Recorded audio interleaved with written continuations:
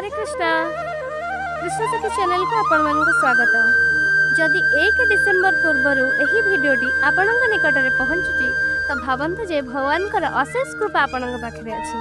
December 1 2025 आसवाक जाऊँगी मोक्षदा एकादशी, जहाँ पाप एवं दुखरु आत्मा को मोक्ष प्रदान करिथाए। एही दिने भगवान श्री कृष्ण अर्जुन को गीतार दिव्य ज्ञान प्रदान करथिले।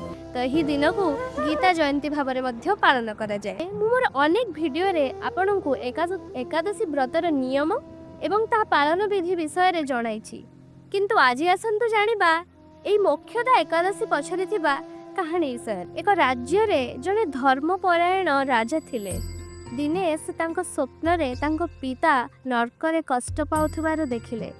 ता परदिन राजा मर्माहत होई एक ऋषि पाखक गले।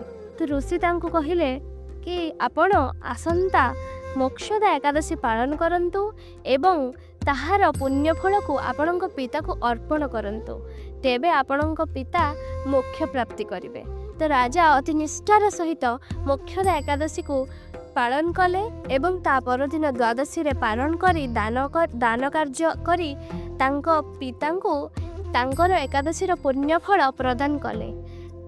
तो आपण माने मध्य एही मोक्षदा एकादशी व्रत को निष्ठार सह पालन करंतु एवं एही व्रतर फल को आपणक पूर्वपुरुष मानक प्रदान करंतु और सेमानंकु मोक्ष प्राप्ति करिबार सुजोग दियंतु एवं भगवान हरिंकर कृपा लाभ करंतु। हरे कृष्णा हरि हरि बोल।